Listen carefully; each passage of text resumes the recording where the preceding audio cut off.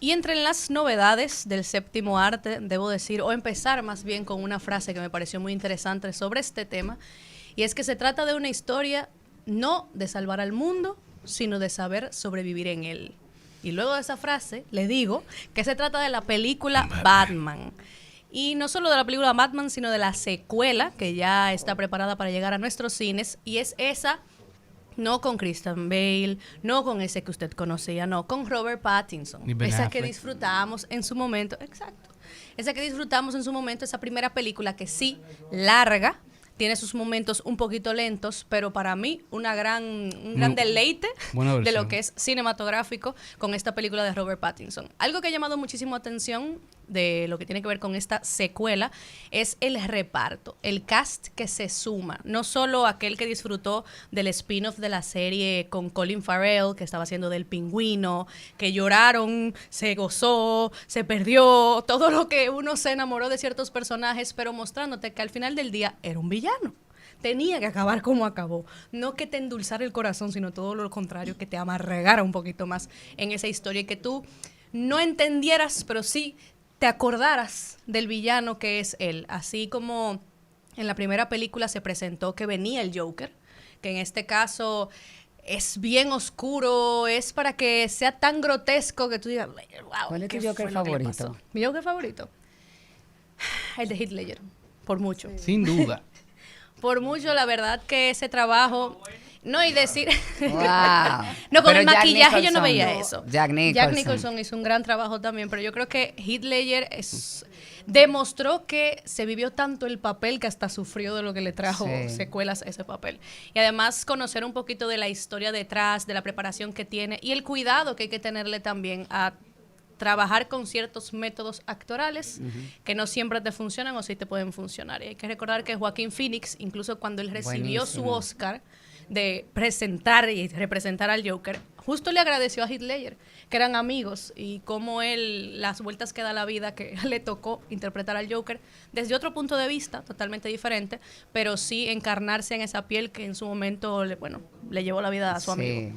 O Pero sea que- es cierto lo que dice el tema de los métodos actorales, eso de la memoria emotiva, Sí, tú sí. puedes arrastrar cosas o llevarte para un pensamiento triste, pensar en una persona fallecida en tu vida y entonces para tú poder entrar tienes que estar recurriendo a eso, son métodos poco peligrosos, Sí, sí. sí. Y el cerebro entiende que tú lo estás viviendo de verdad, el cerebro no lo ve como que tú estás actuando, para él tú lo estás pasando cada día. Que eso es lo delicado. El cerebro no tiene un switch de encendido o apagado que le dices, no, ahora voy a hablar de la memoria plástica con todo lo que no es y ahora imaginario. No, él cree que si va a llorar y es triste, Claro, es triste. claro. Por eso es que es bastante delicado ese buen trabajo y me encanta que tenemos aquí una prueba de que puede hablar desde el punto de la Gracias. actuación, no desde solo la dirección, sino que también el desprender y aprender a, vamos a decir, lavar ese personaje de Sí, tu piel. desconectarte. O sea, yo creo que el mejor método es el que usan los niños. Los niños entran y salen de una emoción y no se quedan enganchados. Hay actores que se quedan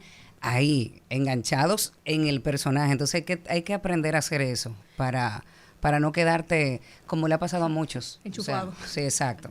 Mira que incluso de los niños, yo no sé por qué está esta tendencia de querer justo quitar eso, de esa memoria y ese cerebro que está jugando, sabe que está jugando, Exacto. conecta y sale. Hay que No, jugar. en la industria quiere, no, conéctate y mantente enchufado, como que es la píldora de Matrix que tú tienes que elegir cuál tú quieres vivir.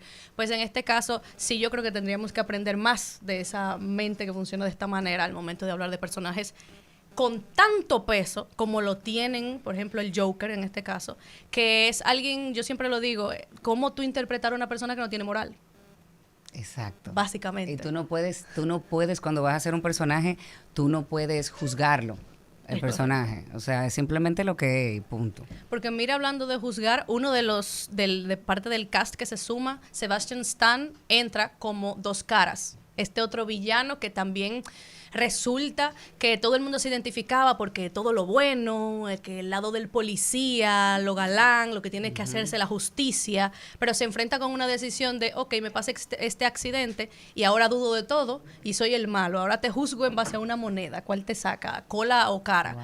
Y o sea que viene bastante interesante encontrarnos con esta secuela que tiene a todo el mundo con ya expectativas, no solo porque tiene a Sebastian Stan como dos caras, sino que tiene también a Scarlett Johansson que se suma a este elenco. O sea que, no, desde que yo vi que estaba Scarlett Johansson, yo digo, punto, ya yo necesito ver la película. Ya no espero más. Yo quiero ahí hacer un pequeño paréntesis. Quiero preguntarle algo a Joni para aprovecharla en el segmento de cine. Un inciso. Ajá, ahí mismo. ¿Cómo tú te desprendiste de un papel tan fuerte como Patria Mirabal?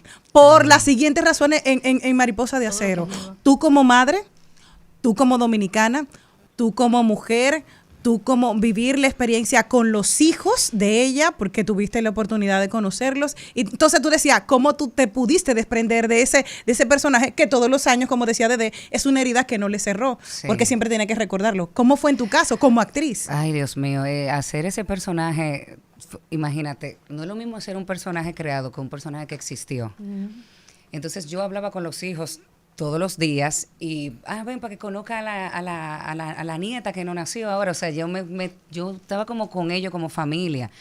Fui al museo, hice fotografías de la ropa porque yo quería que fuera lo más cercano posible. Entonces, con Patria, yo me parezco mucho a Patria porque yo dormía con mi abuela hasta que tenía como 16 años de edad. Yo era muy apegada a mi abuela materna, era como mi madre. Entonces, cuando muere el padre de las Mirabal, ellas todas se van a vivir con su mamá. Y la que dormía con mamá Chea era Patria también. O sea, como que ahí fue viendo todo. Y cuando ya le decía a Minerva, no confundas tener miedo con hacer silencio. Era una mujer muy inteligente.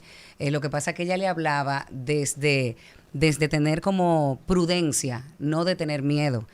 Y pasaban cosas como hasta mágicas, o sea, la energía que se sentía ahí haciendo eso, con todos esos personajes, cuando salía lo de Trujillo, esa protección que ella tenía hacia sus hermanas también, porque la mamá Chea le dio toda la responsabilidad a ella, tú eres la más grande, tú eres que te va a encargar de esto, de aquello. Pero era tan fuerte que a veces era algo mágico, o sea, era como yo lo sentía que lo estaba viviendo realmente. Y constantemente averiguaba más y más y más cosas de Patria. Y sus hijos me dieron mucho las gracias porque dijeron, wow, ahora tenemos que enaltecer más la memoria de nuestra madre. Y salgo en su libro, en el libro de Patria, al final como... Pero desprenderme, yo te digo la verdad, yo en la vida real, cuando acababa los ensayos, la que hacía de María Teresa, yo le decía, usted no se ve en taxi, yo te voy a llevar para tu casa. O sea, yo estaba así de verdad. O sea que no te puedo decir que me desprendí así del personaje porque sí, exacto, como esa de mi personaje más grande, favorito, y tiene una parte en mi corazón de verdad especial. O sea, al contrario, ha influido en mí. Cuando tú estás haciendo un personaje como ese, tú hasta en tu vida personal tienes que saberte manejar, porque tú estás encarnando a una persona con ese nivel. Con esos valores. Sí, y con muchos valores, sí. Y creo que poco se habla, y más del lado de los actores, la responsabilidad que... Una cosa es trabajar desde un personaje de ficción, donde exacto. Crearlo desde cero. Realmente no hay alguien que pueda juzgarte desde fuera porque no ha tenido otro referente antes. Pero con algo que tiene que ver histórico, donde se sabe que lo que sea que uno decida hacer con el personaje, siempre va a haber gente comentando. Sí, sí. La importancia de ese actor en ponerse la piel de un personaje como totalmente. Y abrirse a la posibilidad de que comentarán lo que comentarán, pero ahí está el trabajo. Sí. Gracias, niñas. Yo me imagino el trabajo que le va a dar en el futuro, ¿verdad? Cuando alguien quiera ponerse en la piel de Joni Estrella.